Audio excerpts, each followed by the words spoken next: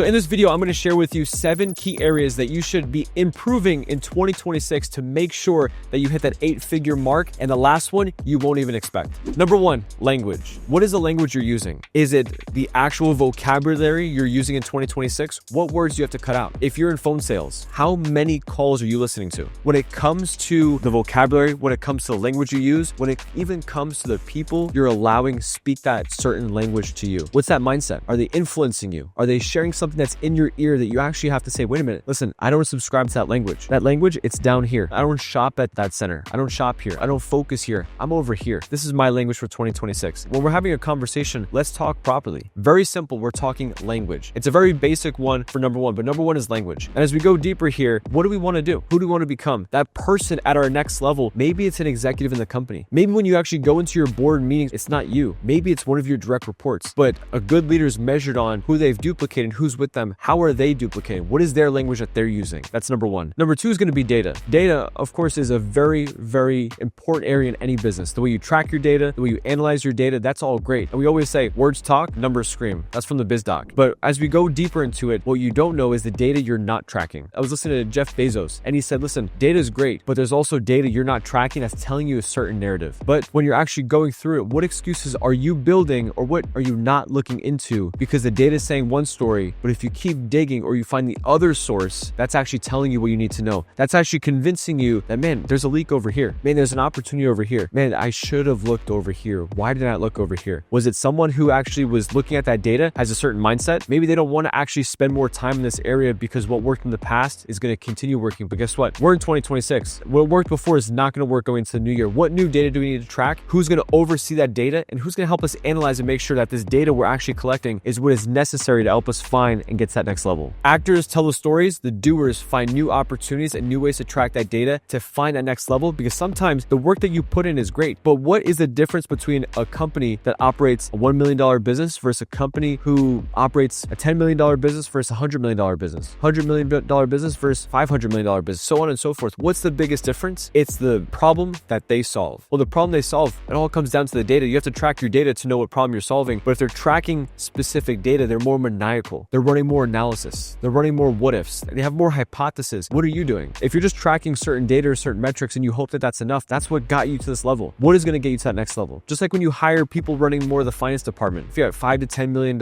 in annual revenue for the business, odds are you have someone running the finances. You have someone overseeing the finances. Why? Because you're at a level where someone needs to go through those numbers. It's a full-time job. Data is number 2. That's very important. Number 3 would be leaks. Leaks in the company. Not only the leaks because, oh man, we lost revenue over here, or man, this is something we should have turned our mindset towards, but leaks in the business are areas where you have to be open to knowing that there's blind spots in the business. You have to know that it's possible that what we're doing, if we've never owned and operated a business at this level, for example, let's say $80 million business, $90 million business. If no one's ever ran that business before, how do you know that you're going to do and make every right decision? Okay, sure, if you read all the books, you do all this, you're part of seminars, that's great, but how do you know who's cross-referencing you? Who's making sure, listen, there's a landmine coming up, but you don't know it. Maybe you made the right decision, maybe you didn't get full effect of it, but what is that affecting down the road? Where's the needle being positioned down the road? Are you too naive? Is ego the enemy? Is there something telling you that, man, I'm good, I'm unstoppable? That's great, but we also have to be susceptible knowing that there's major leaks in the company that sometimes could be very much avoided if you just change that one line in the contract, if you just have that crucial conversation, if you just have the opportunity to make sure someone is double checking your work. Leaks in the business is by far something we can never avoid, but we can certainly adapt faster and quicker if we have someone that's in our ear, that's been there before, know what's expected, and can help you through that next level. Number 3 is leaks. Number 4 is character. This is one of my favorite ones. Character. You can see someone who has such a good character. They smile, they look good, they dress good, they have good values, good principles. There's someone you want to spend time with. There's someone every time you're in the office, you want to say hello, shake their hand. Why? Because you feel so good. Man, I'm so glad that Johnny's here today. I'm so glad that so-and-so's here today. Why? Because, man, they just put a smile on your face. Maybe music's playing. Maybe they're so intentional asking you conversations about the family, or maybe even just a good character is someone who is a good citizen in the company. Someone who's just a good citizen in the company is going to help the company move forward. That's a good character. But don't get that twisted. A good character doesn't always mean that they're the best person. A good character might not have the biggest identity, might not be thinking the biggest. For example, let's just say you're mailman. Good character. Hi, John, how are you? Man, so good. Christmas, New Year's, holiday, this, it was so good, man. How are you? Good character, man. Firm handshake, smell good, anything I can do for you. Such a good person. But guess what? John, you've been delivering my mail for 10 years. What's next for you? What do you want to do? Wife and kids, yeah, totally get it, but what's next? How big big is he thinking? You could have a really strong character, but a weak identity. There's two different areas. What can I do to actually improve the identity, improve the character of my team? Is it my job as a leader? Is it your job as a leader to make sure that I'm actually improving the character of the team I have around me? One. Number two, outside of character, am I helping improve their identity? Number three, am I actually allowing them inside the business and outside of the business to become a next best version of themselves? Hey, if you become the next best version as a husband, as a wife, as a father, as a mother, as a son, as a daughter, if I can allow them to find their next level, the way that they show up to the business can be totally different. So number four is character. How can I improve that character? What is next level for my character? Maybe it's being open to more conversations. Maybe it's just having the opportunity to shake more hands and become that person that the team needs for me at that next level. And number five, we'll go into identity. Identity is who I want to become and why it matters to me. So odds are you're watching this video, it's the start of 2026. Right now, we're having the opportunity where we're building business plans, we're building mission statements, we're building the foundation for what's next. Man, all the big goals, big dreams, big desires in 2026, it's gonna happen. But that's only possible with a strong identity. That's only possible with someone that is actually holding me accountable. Like Michael Jordan, or like the biggest greats in the world. They had many coaches. They had a health coach, they had a fitness coach, they had a mindset coach, they had someone helping them pray probably. They have all these different coaches in different areas. Why? Because I know if someone in the gym can allow me to do an extra rep, a little bit more weight, I'm gonna actually achieve the goals I want a lot faster than me just doing it myself. Same for business. Same for the identity you have for the family you want to build. Same for the identity you want to cultivate for what is actually happening inside your business. What is that next level of identity? What is that next level I need to achieve to find that area of opportunity? Maybe it's just in the business, we have days where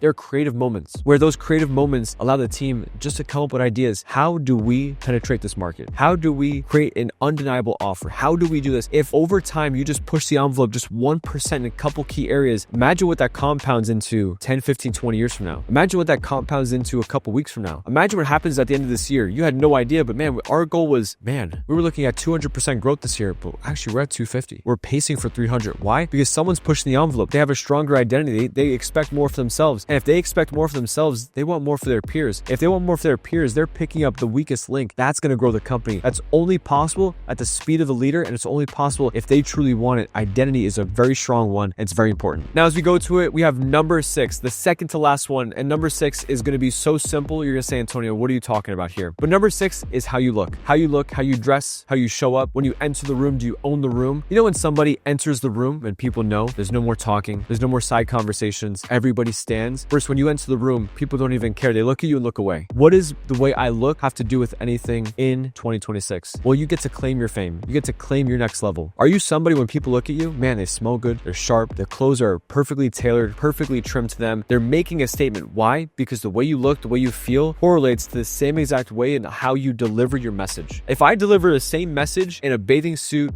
flip-flops, a t-shirt, sunscreen, and maybe sweat on my body versus me in a suit and a tie, smelling good, sharply dressed, there's only one message that's going to resonate more. It's the one where I can actually relate. It's one where I actually look up to this person. It's one where I can actually have the opportunity to say, you know what, man, this person dresses so different in the new year. Antonio, I'm watching this video. I already wear a suit and tie. What are you talking about? What can I do? Is it a certain accessory? Or maybe is it clothing as just an identity? When I'm wearing this clothing, I adapt a new identity. Maybe you're dressing as handsome, as perfect as you need to at this moment, but what can I do at that next level? Maybe it's just the way you look at yourself. Maybe it's the way you conduct yourself. Maybe it's the confidence you have in the way you look at your next level. Maybe that's all it is. But the way you look has such the difference that your team needs to know that means business. He means war. She means war. I'm ready to go. The way you look is such a perfect element at that next phase. And the last one, I can't wait to share with you. Number 7 is personality. Everything I've shared on this list here so far has gotten you to the point where, okay, there's key areas I can actually look and go a little bit more deeper into, but personality is one that trumps everything else on this list. Without a great personality, people don't want to be with you. Without a great personality, it doesn't matter how confident you are. If you're not always happy and giddy to be around that person, you're not going to want to spend more time with them, and you're probably going to turn their reports in at the most inconvenient time. The last minutes, edits will need to be made, changes will need to be made, but personality trumps everything else. Even mindset, even the data, even the identity. Why? Because if you don't want to be around that person, why would I want to continue this conversation? Why would I want to develop this relationship? So having a strong personality, building the right culture, sitting down in the room, having the right conversation, being intentional, claiming the truth, the future truth of the company, doing the extra for my team, allowing them to see their full potential, their vision, their business plan. These 7 areas will allow you to find your next level, to get you closer and to achieve that 8-figure mark in 2026. If you found this helpful and there's more information like this that you love to hear, like and subscribe. We'll see you in the next one.